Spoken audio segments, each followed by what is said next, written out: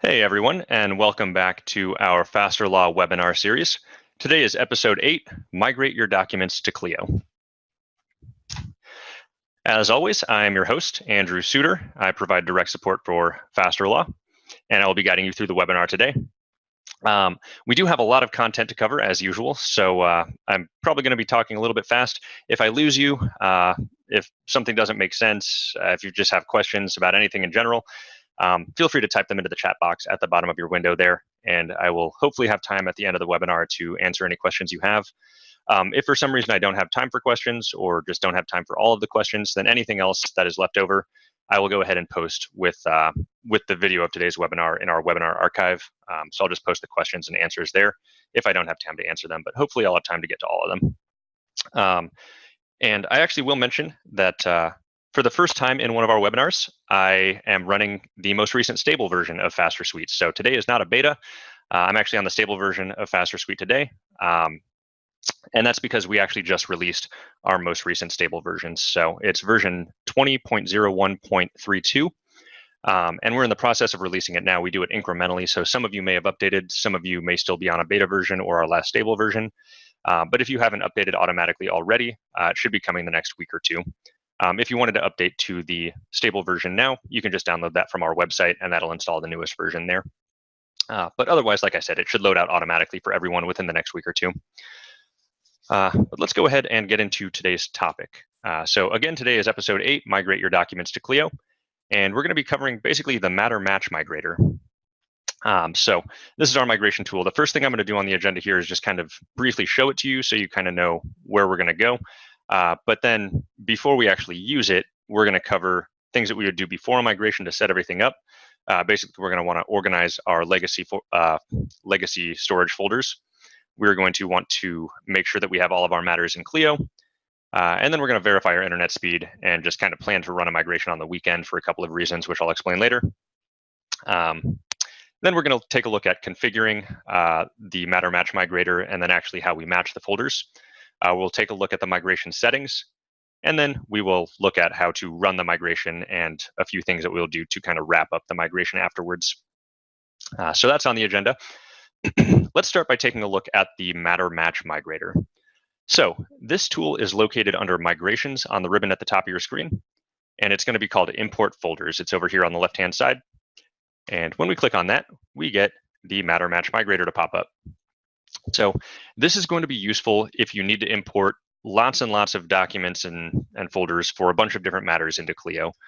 Now, in order to use this, you will have to have your documents and folders available through Windows File Explorer. So if you have stuff in like another document storage platform like NetDocs or something like that, you won't be able to use this. This is only going to be able to access things that you can actually access through Windows. If you do have something like NetDocs or Smokeball or Time Matters or one of those other platforms, and you want to move your stuff from there into Clio, we do offer a managed migration service. We do charge for it, and that would be kind of more of a hands-off approach that we would just handle for you. But this would let you do a migration yourself as long as you can get your documents, again, through Windows File Explorer. So it could be Dropbox, it could be OneDrive, it could just be stored on your computer, or it could be like a network server. Anything that you can access over here, you'll be able to use the Matter Match Migrator for. So this is what it looks like. You'll see there's two tabs, Plan and Progress. This is where we set up the migration. This is where we see the progress of the migration. We've got 3 panels here. On the left is where we're going to be moving documents from. The middle is where we're going to be moving documents to. And then the right-hand side, we've got some settings. So this is where we actually run the migration. I just wanted to kind of briefly show you this before we jump into the rest of this stuff. But let's go ahead and close out of here, and we'll get into what to do before we actually use that tool. So step 1 here is going to be to organize your folders. And specifically, this is organizing your folders in your legacy folder organization or your legacy document storage. This is a really important step because the Matter Match Migrator has a predictive algorithm built in that will try to match folders from your legacy storage to folders in Clio. And if things aren't organized in your legacy storage, it's just not going to be able to do a very good job. So there's a few things that we want to look at here.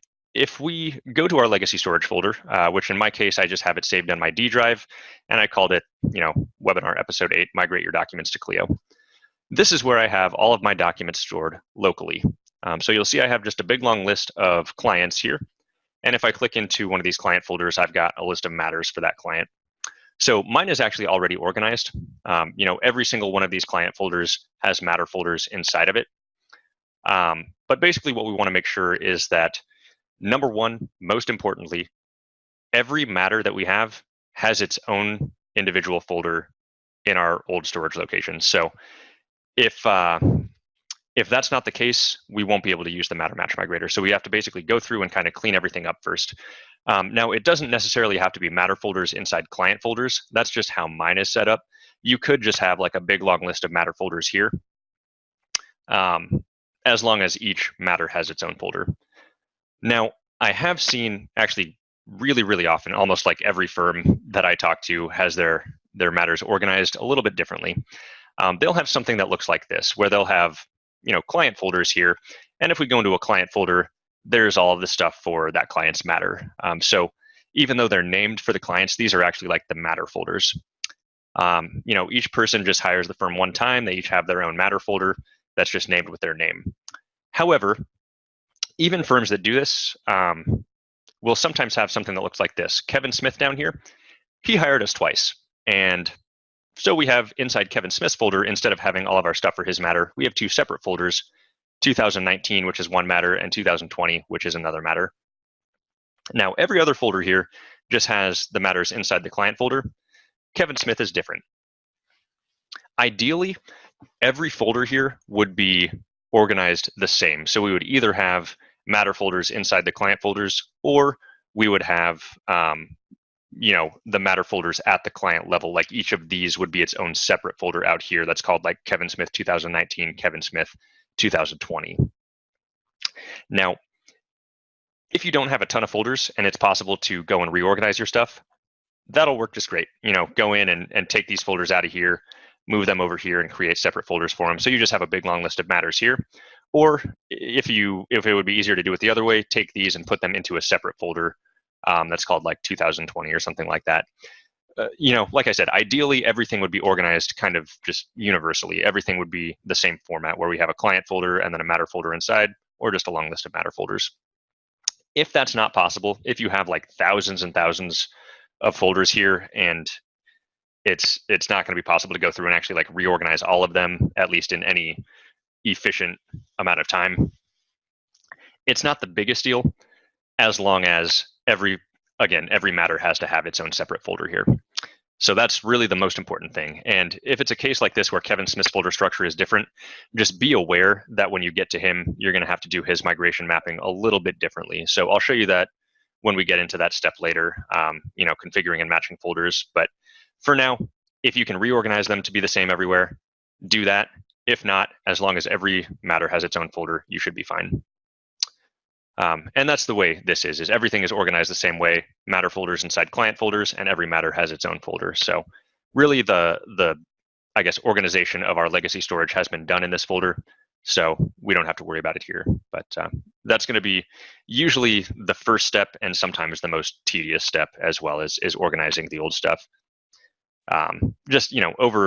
Over time, people will put things in the wrong place accidentally, or maybe someone at your firm won't follow like the standard procedure for organizing those things. Any number of different things could cause all of those folders to get a little bit disorganized. So step number one, go through, make sure they're all organized. It'll make the rest of this process a lot easier. The next part of this is we have to make sure that we have all of our matters created in Clio. So this is pretty simply because if a matter doesn't exist in Clio, we don't have a location to store documents to in Clio. So anything that we have over here in our legacy file storage has to have a matter created in Clio. Jack Chapman's criminal matter needs to have a matter in Clio, the immigration matter as well. That way we just have a file storage location for these documents and folders. So if all of your matters already exist, that's great. If there's only like a few missing, like maybe there's 5 that are in this list that don't exist in Clio, go through and create them just manually. Shouldn't take too long. If you have, like, let's say maybe none of these exist in Clio because you started with Clio and just started creating all your new matters there, but like all your old stuff you had stored here, reach out to Clio. They have a migration service that they will run for people that are just onboarding with Clio that will import all of your clients and matters into Clio. I'm not 100% sure if it's something they offer to you like after the fact, after you've already signed up with them. But it's definitely worth, if you have like a ton of matters to create, definitely just reach out to their customer service and ask them. Just say, I want to create a bunch of matters and clients in Clio at once. I don't want to have to do it all manually. Can you help me? Hopefully they'll have some solution that will make that easier. But really the point is we need a matter in Clio for every one of our folders here. Now, after that, the next steps here, verify the internet speed and plan to run on the weekend, are things that we're going to do just to make sure this migration runs quickly. Our internet speed is going to be the main factor that determines how long it takes to run the migration. And specifically, it's going to be our upload speed. So you'll see I have speedtest.net pulled up here. I ran a speed test on my computer. It gives us two numbers, our download speed and our upload speed. Now, for migrating documents to Clio, it's the upload speed that's going to be important. We're actually taking documents off of our computer and uploading them to Clio. Now, that's usually the case. If you have something, if your documents are in Dropbox or something like that, and they're not actually stored on your computer, then download speed is going to come into play as well, because you're downloading the document from Dropbox, then uploading to Clio. But most of the time, it's just your upload speed that you need to worry about. Speedtest.net is a good place to run this test. It's the one I always use. There might be better ones out there. I really haven't looked into it, but speedtest.net gives you a pretty good just kind of ballpark of what your internet speed is. So you'll see my upload speed here, 37.22 megabit per second. It's not the best. This is actually like the best that my internet provider offers, but it's not the best. You might have one faster than this. If you're like in the 30 to 50 range, you probably should be okay. If you're more in like the 5 range, 2, 3, 5, something like that, megabit per second, it's going to take you quite a while. Find some better internet. Just trust me on that. You're going to want more than like 5 or 10 megabit per second, especially if you have tons and tons of documents. It would take forever with a slow upload speed. But yeah, we just want to verify we have enough internet to actually run the upload. If you aren't uploading a ton of stuff, it's not going to be as important. But if you have tons and tons of folders, this is really going to play a huge factor in how long it takes. Now, the last part of what we want to verify before running the migration is we're just going to plan to run the migration on a weekend. There's a couple reasons for this. The main one, well, there's really two main ones. Number one is Clio's action limits. So you can actually see this on your computer. If you hover over this bar on the ribbon up top, you'll see it says Clio action limits. It gives an explanation of what that is. And then if you look at the bottom, it says actions used. Right now it says 23 out of 150. What this is looking at is Clio actually limits the number of actions you can take through their API each minute.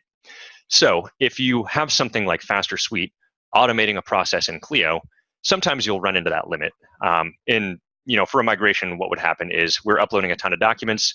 We run into a folder that has just like, maybe it has 1,000 really small image files in it or something like that. Fast or Sweet will upload 150 of those, and then Clio will say, you've done too many things. You have to wait for a minute before you can do more. It's just kind of something that we have to work around.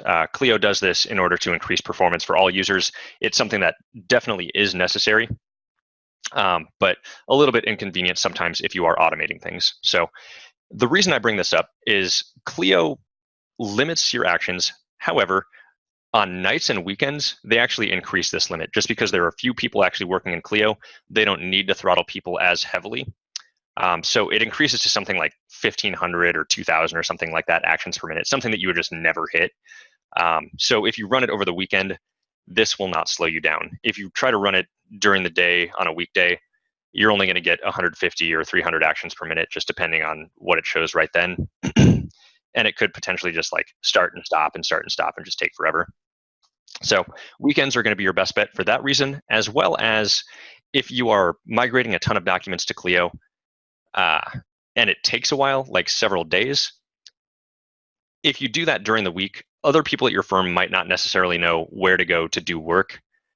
So it would be better to just start it on a Friday. By the time they come in Monday, everything is moved into Clio, and they know like that Monday we start working in Clio instead of our document server or something like that.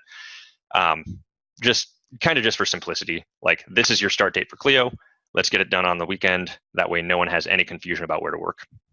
So a couple reasons to run it on the weekend, but if that doesn't make sense, just take our word for it. Run it on the weekend. It's you'll be happier if you run it on the weekend.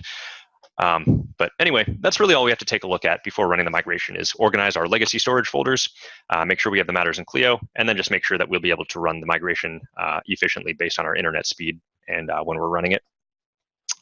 So at this point, now that we've verified all those things, we're going to take a look at actually configuring the migration and matching the folders. So we're going to go back to migrations and then click on import folders, and that will bring back the matter match migrator. Now, I showed you this a little bit before. It can look a little bit intimidating at first glance, but it really is very simple. So I mentioned we have where we're moving documents from on the left, where we're moving documents to in the middle, and then settings on the right. So right now we're just going to take a look at these first two windows. So in order to set this up, basically the middle panel, which is going to be the A drive, should just always stay the A drive. That's where you're actually moving documents to when you move them into Clio. So we only have to change the left-hand side. By default, it's going to show your C drive, which is not what we want. So you see source root, C drive. Well, it might be what you want. If you have your documents stored on the C drive, then that should be fine. Mine are on my D drive, though. So what I'm going to do is click on this ellipsis button right next to source root, and that will bring up this browse interface. And we're going to select wherever your legacy storage is. In this case, my webinar episode 8 folder here. So I select that one and hit OK. Now, this might take a second. The migration tool here does a few things that other windows like Windows File Explorer don't do. So it sometimes takes a little bit to load, and you might see it temporarily say it's not responding. This doesn't mean we have to close it. It just means it's taking a second. You can click wait or just not click anything and just wait for it. Eventually it'll go away and load all of your folders here. Really, the more folders you're loading, or like the more stuff it's doing, the longer it's going to take. So if you don't have a ton of folders, like I think there's like 4,000 folders in this folder, which is why it took a little bit. But you may or may not run into that. Just be aware. Don't ever close out of this window unless you're like sure that you want to close out of it. The reason for that is if we map something here and then close out of this window, it's actually going to forget that this folder is mapped. So if we get like halfway through and then we do something and it's taking a while and we hit close this program, when we come back in here, we're going to have to remap all of those things that we already mapped. So just be aware, if we close out of here, it's going to forget everything. Some things might take a while, so just let it do its thing. It'll eventually catch up and do what you needed it to do. But so at this point, we've got our legacy storage on the left, we've got the A drive on the right, and we can start mapping matters. So we've got Aaron Aardvark here, and if we expand him, we'll see the matters underneath. And we want to basically take each matter over here on the left and map it to the matter on the right. And I'm going to show you the wrong way to do this. Part of this is configuring our migration, which is what we're going to do next. But first, I want to show you why. So we have test matter invoice generation. So we click on that one, and we need to find where it is in Clio. So we expand pending, which again might take just a second since it's expanding that folder. And we don't have Aaron Aardvark here. So we're like, oh, okay, it's not under pending. It's under closed, or maybe open, one of those two. So we go to open next, we expand that. It takes a second to expand. Again, it might say it's not responding. We'll just wait for the program to respond. But once it expands, we're going to see that Aaron Aardvark may or may not be in there. If it is, we'll expand it and say, oh yeah, we found it. Invoice generation. We can say that one goes to that one. Expense recovery. Wait, I don't see that one here. Now we have to go back to pending, close, and basically it's just going to be a really long, tedious process if we have our matters organized like this to go in and actually find them based on case status or practice area or however you have them organized. So because of that, we're actually going to want to set this up to just basically make it a lot easier. So I'm going to close out of here, and we're going to take a look at our faster drive settings. So some of you or most of you are probably aware that the Clio Cloud Drive folder structure is completely customizable, and that's what we're actually going to change here. So if we go to Faster Suite and then click on Settings, we're going to be looking for Cloud Drive on the left and then Matters across the top. And we're going to change a few settings here. Number one, and arguably the most important, is just the organization structure. If you click this dropdown and scroll all the way to the top, you're going to see a section that says For Small Firms. And we've got a few different settings here. Really, we're going to be looking at probably these two bottom ones in this section, client-matter number and then client-matter description. What these do is if I, for example, select client-matter description and hit save, when we take a look at the A drive, it now has folders for first letter, and that's actually related to this next setting here. But if you don't have more than several thousand matters, then it should just give you a big long list of all of your matters in Clio organized with client name first and then matter description afterwards. So just like we see here, we've got Dan Abraham intellectual property matter. And if we click into there, this actually is, Dan's matter folder. It just puts his name on that matter folder with it. So this is what we want. And depending on how your folders are named in your legacy storage here, you might want to use either description or matter number. So which one you use is going to be dependent upon how your matter number and matter description are formatted in Clio, and which one matches the folder names here more closely. And this is just for our predictive algorithm. Whatever matches more closely is going to give us better results when we're trying to predict the matter that a folder is related to, which I'll show you in just a moment. But so I'm going to use client-matter description because that is what is closest to what I have over here. Now, I had mentioned that it put it into these letter folders here as well. That's related to this second setting here. If there are more than 3,000 matters in a listing, it's going to organize them by the first letter. So if you see something like that happen, you can change this and go up to 5,000. If you have more than 5,000 though, just for performance reasons, that's the highest we'll let you go. So worst case scenario, if you have more than 5,000 matters in Clio, it will organize them by first letter here, which is totally fine. It's still going to be a lot easier this way than having them organized by status or by practice area or by responsible attorney or anything like that. So we will change that setting. And sorry, I closed out of that. I'm going to go back in here to Cloud Drive and Matters. We'll change that up to probably its maximum, and hopefully it will give you just a list of matters. Could organize them by first letter. Either way is fine. But then the last thing we want to change here is this setting as well. So in Windows, we have some limitations on the file path length. So we have this setting to shorten folder names if they're too long. And in this migration tool, that really doesn't come into play. So what we're going to want to do is just basically set this up to its maximum. We'll set it back later, but basically we just want to set this to its max. We want to set this one to its max, and then we want to use one of these two folder structures here. Once we do that, we'll hit save and close. And at this point, we're ready to start matching stuff. So we'll go back to migrations. We'll go back to import folders. Here's our matter match migrator. We're going to go back to our D drive by clicking the browse button up here. Or wherever your files are stored, in my case, the D drive. And it's going to take just a moment here to load those folders again. So we will, I don't know, whistle a tune or watch a YouTube video.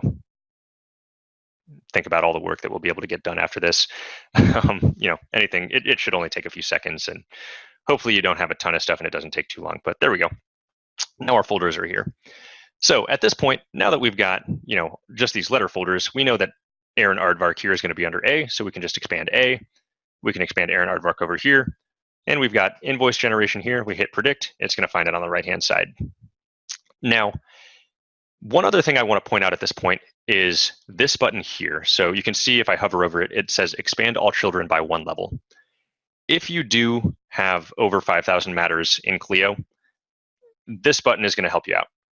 It's going to organize it by first letter. And we'll notice that, let's say, if I go down to Joseph Mills and I expand his folder and hit predict, what it found is Vanessa Alsop, which we can see in this little window right here. And that's because we had the A folder expanded, but we haven't expanded the M folder. So it found the closest match in the folders that had been previously expanded.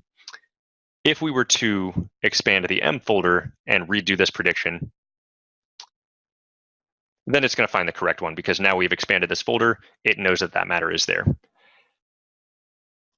Basically, what that means is we want to, before mapping anything, expand all of these folders. So that's what this does, is if we click on it, it'll expand all of those folders by 1 level. Again, this is a process that could take just a second since it's, pulling a bunch of information from all those folders and kind of keeping track of it. So there, now we've expanded it. We've got all of these folders, all just in a big long list. This is every matter that we have in Clio, all in one list here. So we can just, at this point, just click predict on every matter, and it's going to find it as long as it does exist in Clio. We do also have that button on this side. I'm not going to hit it because I have 4,000 folders here that it would need to expand. It would probably take a few minutes, and I don't want to just have you guys sit here for 5 minutes while that's happening. So I'm not going to hit it. I'll just expand the folders as I go through, which is entirely fine as well. But yeah, so now we've expanded everything. We're ready to start mapping, or again, we are ready to start mapping, this time for real though. So basically what we're going to do is expand Aaron Aardvark and just click predict on every one of his matters. So predict, it finds test matter invoice generation. You can see it's highlighted gray on both sides. Gray over here, gray over there, that means it's mapped. We can also view the mapping here, test matter invoice generation, and then over here, Aaron Aardvark, test matter invoice generation.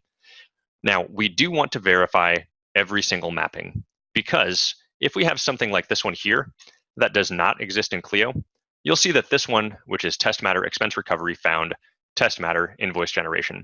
That's just because that's the closest match. We didn't have an actual folder for this one in Clio, so there's no actual matter that corresponds with this folder. We want to verify every single matter just to make sure it's mapping it correctly. In this case, we don't have that matter. So what we want to do is actually uncheck it with this box here. We just uncheck that checkbox. That will unmap that matter, so it will not migrate it. Now, the reason we want to do that instead of creating the matter is because if we create the matter and it shows up in the A drive, it's not going to refresh in this list until we close out of this window and come back in.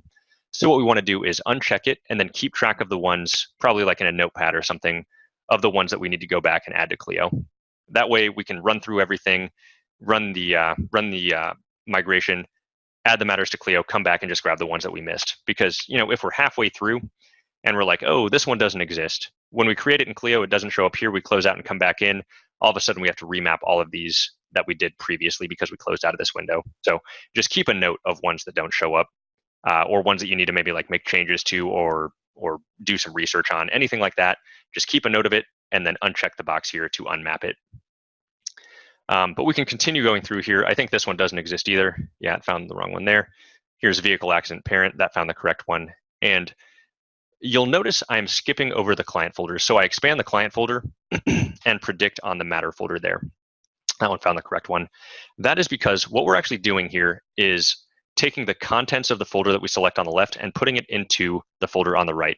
If we were to try to map a client folder into a matter folder, it would actually move this folder in there as well. Or like if we mapped Aaron Aardvark into a folder on the right-hand side, it would actually take all of these matter folders and put them into this matter. So we avoid mapping the client folders. We only map matter folder to matter folder. That's very important. If there's one thing you take away from this, just always remember we're mapping matter folders to matter folders. But yeah, at this point, we just go through and click predict on every matter, and it should, as long as we've set it up well, be almost perfect with its its matter matching. And we'll just go through. I do have one here that I want to get to. This one right here, test. You'll see on this side, it selected pizza test, even though we have a test matter here. This one, it was just wrong. The predict button, it found what it thought was the closest match, and it was wrong. So the prediction algorithm is not perfect, and this is why we want you to verify every mapping. If we were to just like predict all and hit execute, things could potentially move to the wrong place. So we do want you to actually go through and click predict on each one. In cases like this, where it selected the wrong matter, to correct this, all we have to do is just make sure it's selected gray on the left, and then whatever matter we click on the right, it will remap to that one. So we just have it selected on the left, click the one on the right that it's supposed to go to, and we've remapped it. So now that one's good to go, and we can continue on. And you can see test one, since it was slightly different, did find the correct one. vSuitor found the correct one. All of these other ones in the meantime did find the correct one. It was just, in some cases, it may not be completely right. So pay attention to what it's mapping. And you can view that again by seeing which one's highlighted on each side. And also in this window here, it will tell you. But yeah, that really covers that portion of it. We just go through and predict everything, and then we can go into matching folders. Oh, let me show you. Let's go back to in the D drive, that other folder structure that I had. So this is going to explain a little bit of why we want everything to be uniform. So you'll see here that I have a bunch of clients here. I actually don't know if I have these clients in Clio. But if you remember, like I said, most important thing, we're always mapping a matter folder to a matter folder. So all of these actually are the matter folders. So we would just say, Andrew Smith goes to whatever folder over there, Bill Smith, Cameron Smith, David Smith, and we just go down the line. That's great. But when we come to Kevin Smith, when we do this, And we're just pretending at this point that it's finding the correct matters on the right-hand side, since these are just folders that I created. But when I get to Kevin Smith, it maps it to a matter, basically, is what I'm trying to say. And if we remember, inside Kevin Smith, we actually have two separate matter folders. So effectively, what we've done is we've mapped Kevin Smith, the client folder, to a matter folder, which is not what we want. We want to predict on the matter folders like so. And if we don't have the same uniform folder structure, we could accidentally do that. All of these other ones, we just click to predict on this level because those are the matter folders. Kevin Smith happens differently. So if you are in a situation where some of your folders are organized differently, just try to remember which ones that happens on so you can specifically go into those ones and map them the way that they need to be mapped. That really, not a whole lot else I can say on that. Just really do your best to get them all organized the same way. And if not, then just be aware. That's really the best advice I can give you on that. Let's go back to our D drive, the actual stuff that I'm going to be migrating, and I'll just really quickly go back through and remap some stuff here. It's going to take a second to pull those files up again. But that really covers the configuration and matching folders. Next, we're going to look at the settings on the right-hand side. So I'm going to wait for the program to respond. We'll whistle a tune again. There we go. And I'm just going to map maybe a few clients worth of folders here. So predict. Oh, these ones don't map because we don't have them in Clio. We'll just do maybe up through Aaron Aronson. All right, so settings. The right-hand panel here we've ignored up till now, and most of the time you actually can still just ignore this panel because the settings are configured the way that you would want them for like 99% of migrations. There are very few circumstances where you would want to change these, but I will explain what they do just in case. So the first one here, concurrent files to upload, is just exactly what it sounds like. It's the number of jobs that should be uploaded at any given time, as it says down here. So basically, when we run this migration, it's going to upload 8 documents at a time. When one finishes, it'll drop off and it'll start an upload for another document. So 8 will be uploading at a time for the entire migration. If you know you're uploading a bunch of really small files, you can increase this to like 12. Or if you know it's going to be a bunch of really small files, you could go down to 4 or 2, whatever you want. 8's just like a good round number that's going to work in most migrations. So we just set it to 8 by default. You don't have to worry about it. It's not going to make really a huge noticeable difference anyway. So most of the time we can just leave that. Really the most important setting here though is the next one. If a file already exists in Clio, what do we do with it? And by default, we're going to use the newest file. So, let's say we have a document that is both in our legacy storage and in Clio. It's the same document name, the same folder that it's in. Faster Suite rather is going to recognize that document as a duplicate when we try to migrate it in. So if we use this setting, what it's going to do is it's going to compare the modified date of the document in Clio to the modified date of the document in our legacy storage. And it's going to say which one is newer, assuming that the one that has been modified more recently is the one that you want to keep. Excuse me. So if the one in our legacy storage is newer, it'll overwrite the file in Clio. If the one in Clio is newer, then it'll just ignore that file and not import it, and it'll just skip over it. So again, most of the time, this is what we would want, just because the one that has been more recently modified probably is the one that we want to keep, and it's the most recent version of the document. However, if that's not the case, you can change that. We have overwrite it if it's empty, which will only overwrite the document in Clio if there's no content in the document. Otherwise, it'll leave the document in Clio. We have the option to overwrite it just all the time, so that will always keep the document or the copy of the document that's in our legacy storage. The duplicate here will always overwrite the one in Clio. We have the option to always skip it, in which case that's the opposite. It'll always keep the one in Clio. Or we have the option to keep both files, which I would highly recommend against, because that'll actually just create duplicates in Clio anytime it finds a duplicate in the legacy folder structure. You'll just end up with multiple copies of documents. Probably not what we want, but we do have the option there if for some reason it makes sense to use it. So again, use the newest file. 99% of the time you can just leave it on that one. These next two settings, temporary and empty files, why would we want to move those to Clio? We're just going to skip them. If you for some reason do want to import those, I can't think of a reason why you would, but if you do, you have the option here to transfer temporary and empty files into Clio as well. Now for empty folders though, those we are going to want to transfer to Clio because we want to maintain your folder structure. So by default, this is going to transfer empty folders, but not temporary or empty files. If you don't want empty folders, you have the option here to skip the folder as well. So just wanted to give you a quick rundown of those settings there. Not anything that you probably will ever have to worry about changing, but just in case, now you know what they do. So let's take a look now at actually running the migration. So this step is pretty simple. You'll see there's a couple of buttons here that we haven't looked at yet. The first one is execute plan. So we've done all our mappings. And by the way, you can map as many folders as you want here. I could just run through like all 4,000 of these clients and map, however many folders that is all into Clio. And when you hit execute plan, it'll run the migration for all of those. It just is going to take a while to actually map them here and then a while to actually migrate them. So I only did the first few clients. But when I hit execute plan, it's going to take anything that's mapped and just start moving those things into Clio. So you'll see it's doing 8 documents at a time. And I actually already have those documents in Clio, so it's skipping over them. Yours wouldn't go that fast because it would actually be moving documents. You would see some blue bars on the right-hand side filling up. And as documents finish, you would see them disappear from the top and appear at the bottom.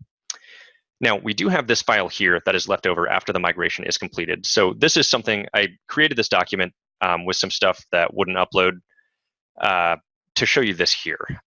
And that is the red X that we get on the left-hand side. Now, what happens when we run this migration is we're actually uploading these documents to Clio. If something interrupts the upload of a document, or basically something happens that causes a document to not upload, it's going to show up like this even after the migration is done. It's going to say there's a red X. We had an error uploading this file. If you hover over it, it'll actually show you the Windows error that caused this.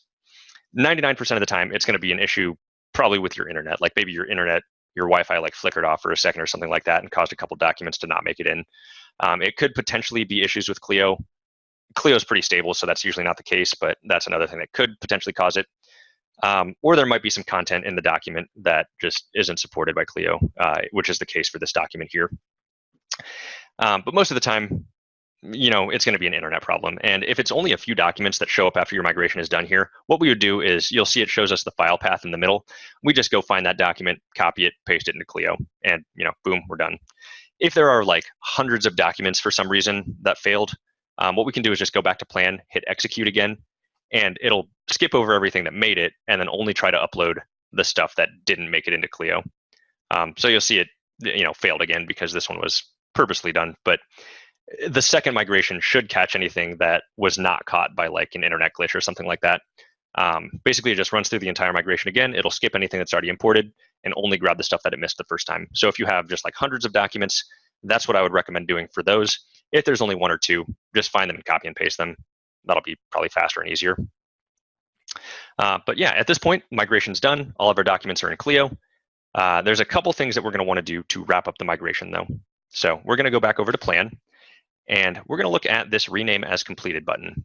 Now, before I tell you what this does, never ever hit this while a migration is running or before you do a migration. This is only to be used after the migration is actually finished. So progress tab, we're done uploading documents. Now we can go back to plan and hit rename as completed.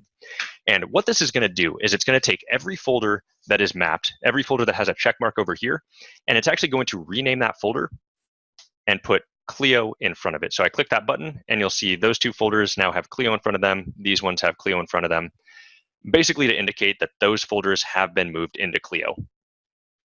Anything that was not mapped, like these 2 that didn't exist in Clio yet that we need to go back and create matters for, are not going to get renamed. So this is useful for a couple reasons. Number one, if you were keeping a list of matters that you had to skip over, that's great. That's what we would recommend. But if you don't want to do that, this will always let you know which ones still need to be migrated in Clio. So you could go back and go into the folders and say, okay, these ones haven't been done. Why was that? Create the matters, come back, and then import those and rename as completed afterwards. But also the other probably more important reason for using this is to basically just notify other people at your firm that these folders have been moved into Clio and that they should now be working with the documents in Clio instead of in this location here. They would go to that folder and they would see Clio in front of it.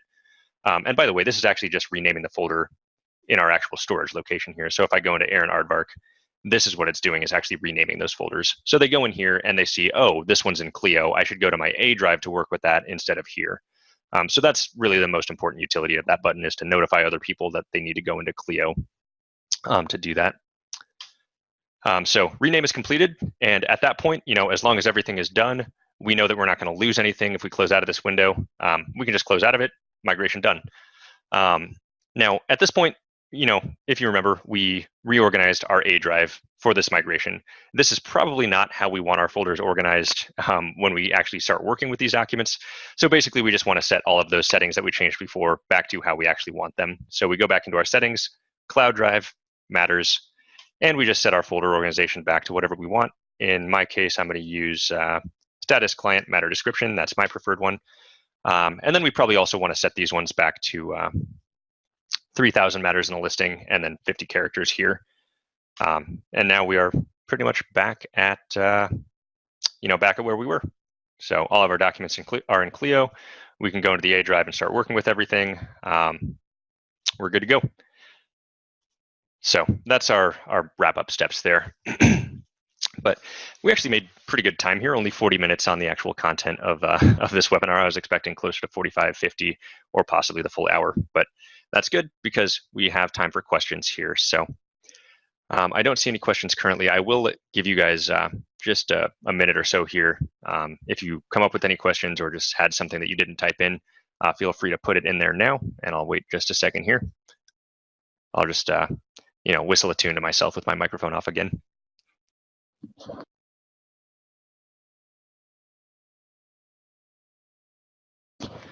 All right, so we had a request here to discuss the client files folder. So the client files folder is it's a virtual folder that you can put into the Clio cloud drive. And what it is it's a storage location for things that might be related to a matter, or I'm sorry, not a specific matter, but a client. So it would be related to a client, but maybe not any particular matter, or it might be related to all of that client's matters. So the example I always use is like a photocopy of a person's driver's license. That's something that is related to the client, could potentially be related to every matter that they have, or maybe none of their matters. Where do we put that? You could just copy it and paste it into every matter folder for that client, or you can turn on our client files folder. So we do that by going to Faster Suite and click on Settings here. And it's under Cloud Drive, and then across the top we have Client Files. So we just check the box for Show the Client Files folder, hit Save. And when we refresh our A drive and go into a client folder, we now have client files. So this is where we would put stuff like that. And what it actually connects to is in Clio, which I'll pull up here. It's the Documents tab on the client in Clio instead of the Documents tab on a matter. So you may be aware, if we go to like Aaron Aronson and we're on his contact page, he actually has a Documents tab right here. And if we click on that, this is where the client files folder is connected to. Whereas like each specific matter has its own Documents tab in Clio, this is where the matter folders go, but client files goes to the Documents tab on the client specifically. So that's a place to move all that stuff to. If you have that turned on, I believe when you do import folders, you should be able to map stuff into that client files folder, I think. So if you have like a client file in your legacy storage, you could map that to the client files folder. I believe that works. I'm not 100% on it. If you try it and it doesn't work, let me know and I will take a look at it. Let's see here. So another question is, how would you suggest setting up corporate entities that are owned by a client family? I guess I'm not exactly sure what you're asking there. Jill, do you have a microphone? It might be easier if you unmute yourself and kind of explain exactly how that works, I guess. Or I guess like the corporation would be ABC Inc., and it's owned by a client family. So multiple clients or multiple contacts in Clio all run the corporation. Is that what you're asking?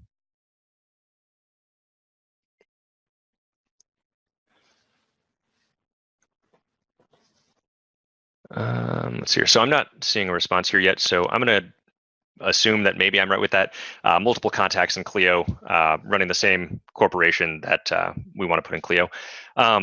Generally, I think what I would recommend for this is when we create a company in Clio, just create the contact, do it as a company, and then you can assign a bunch of related contacts to the matter. So you could create a contact for each person at this corporation, but then instead of making the client on the matter any one of those clients, make it the company, and then assign all of these other people as related contacts on the matter. Assuming that's what you were asking. hopefully that helps.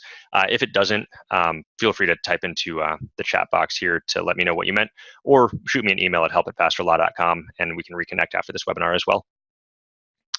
Another question here, it says, are you actually saying that after it's migrated under the first letter of each name, it will automatically reorganize to show what is listed under status correctly?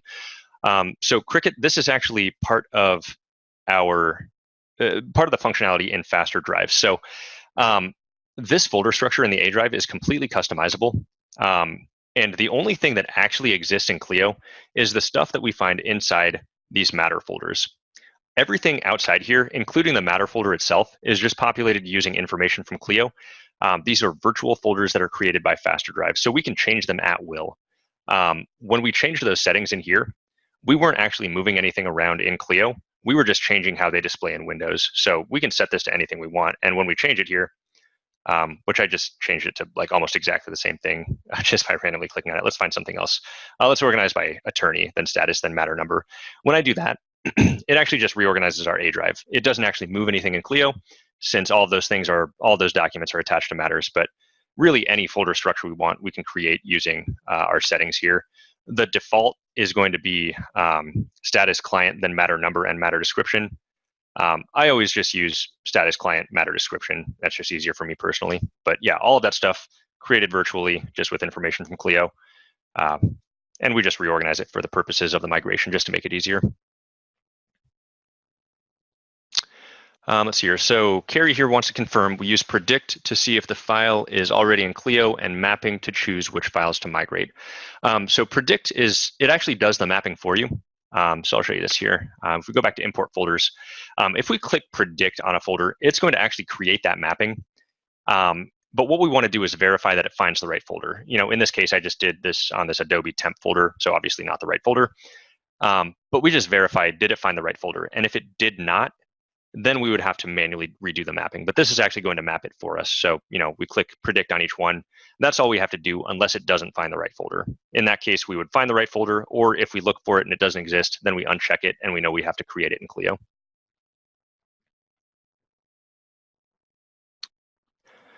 Question here, if we have several subfolders for a matter in the source folders, will these be created inside Clio once they're migrated? Yep. So all the folders inside the matter folder will be preserved. File names, folder names, everything will be copied over just exactly as it was in your legacy storage. It'll even maintain, I believe, like modified dates, all that metadata will be copied as well. So everything will be just like you had it in your previous storage location. And it looks like we have run out of questions, so I'll pause. Oh, there's another one.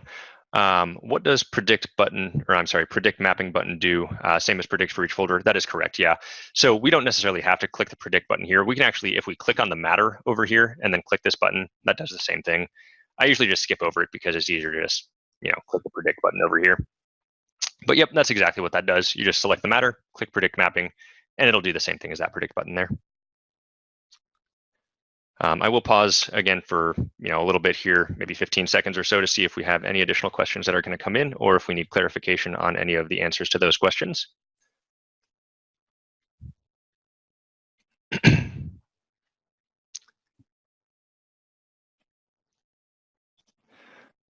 All right, I haven't seen anything else come in, so let's just go ahead and we can get wrapped up here. A few other things here, as always. If you are not currently using Faster Suite and you want to do a trial of it, fasterlaw.com/download, you can install a fully functional 7-day trial.